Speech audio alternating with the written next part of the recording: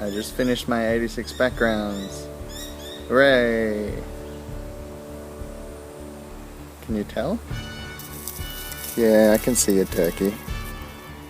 It's not really a duck, he's more like a ancient velociraptor.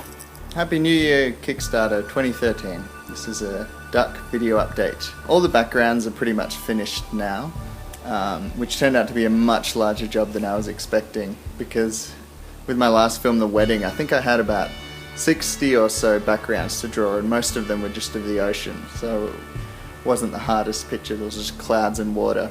But this film, there's about 90 backgrounds, and they're all in dense forests and things like that. So I had to do things like lots of water for ponds and then clouds, but also just trees and foliage, and because I'm doing depth in the backgrounds and moving backgrounds in a lot of shots, it means I've got to make them in layers. So, you know, the camera could move in and out between the trees or something like that. So you end up spending a lot longer it was a lot longer than I anticipated on them. So we end up going quite behind schedule, which is, you know, it's on me for that. But it's also, I think the scope of this film I wasn't quite aware of at the start. I originally thought it might be about 6 minutes long or so. That was my 6 or 7, my initial estimate. It's almost at 9 and a bit minutes now.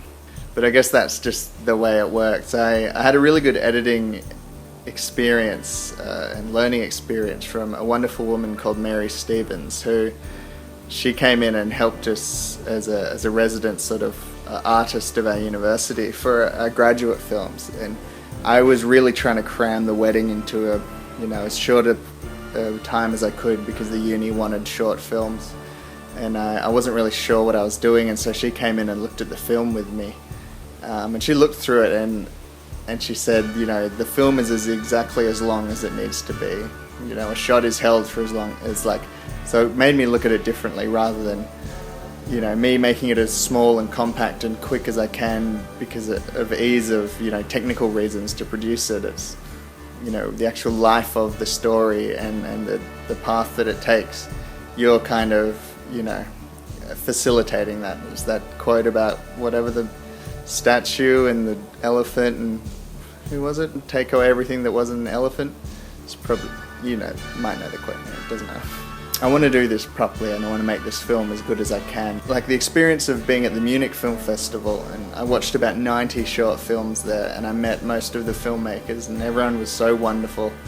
And sort of seeing my film being played up against theirs, and the other animators who were there, they'd spent years and years working on their films, and I couldn't imagine doing it. But I think sort of that realization that doing an independent short film, I'm not really being constrained by anything that would often make a film be rushed. So, you know, I don't have like actual investors who are waiting. You know, I've got you guys who are my investors, and I know I'm making a film for you, but you're not there waiting for a quick return and production schedule and things like that, whereas the investor that I do have is, you want the best film that can be made, which I also want. So I actually, now my original estimate was to finish the film in January, February, but I don't see that being very feasible as we're quite behind schedule. But I also want to have the extra room and time to put in all the care and craft and details. I want to go back and I want to touch up all my backgrounds, because,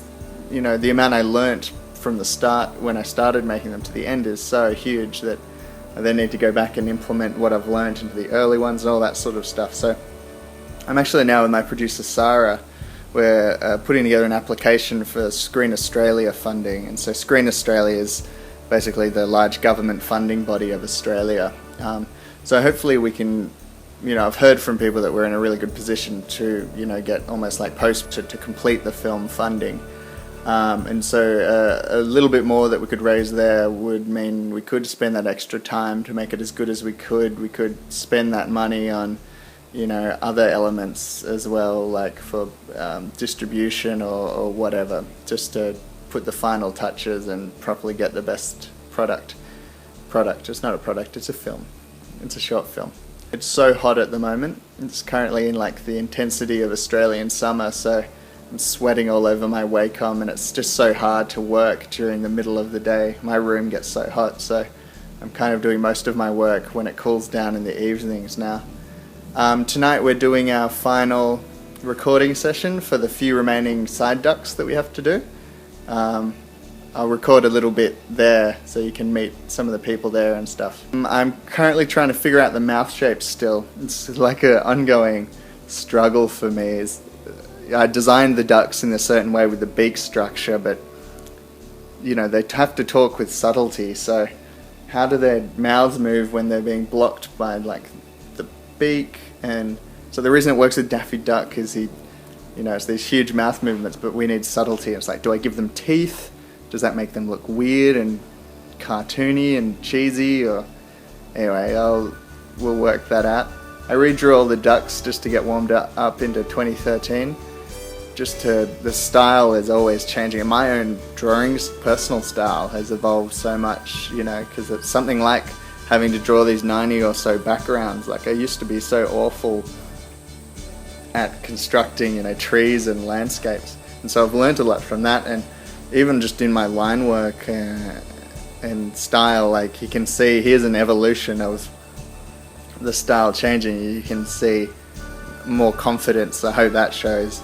And this is the thing, it's if you can just get more time to work on something creatively and keep revisiting it and iterating it and fine-tuning it, it only gets better. So I'm really learning from this project is having space around you to move, even though it is that thing, it's like, oh, wouldn't we all love that, to be able to float around and just kind of make something. But I think it really does pay off, at least for my mindset and working method, is if I can have the time to keep refining something, and before I have to really commit in there, if I can play around for as long as possible, I'll get something that's better.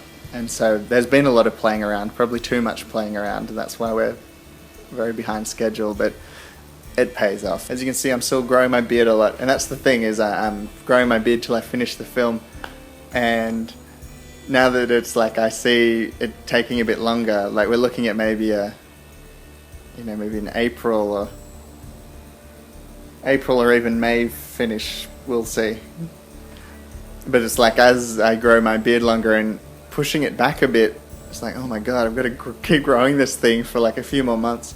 So it's going to get pretty ridiculous. It's already ridiculous now, but it's going to get worse. And it's good motivation, It's also good because it wards off girls, so I can be very focused on this film. I recorded this thing for you guys.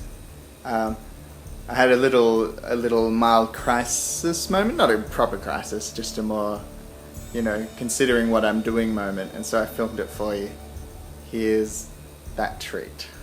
This is just a candid little interview with myself for you. Every once in a while I have these little points of reflection on what I'm doing and stuff, and I'm in one at the moment, and I figured, I could do an update later and tell you about how I felt, but these things are always very fleeting, so I'll tell it to you while I'm in the moment. And it's probably due, I haven't had breakfast yet, so it's probably just because my blood sugar is low. But see, I always worry. I go on Vimeo and I look at all these amazing short animated films and get so inspired by all these amazing people. Animation's always such a struggle, and I'm quite new to it still.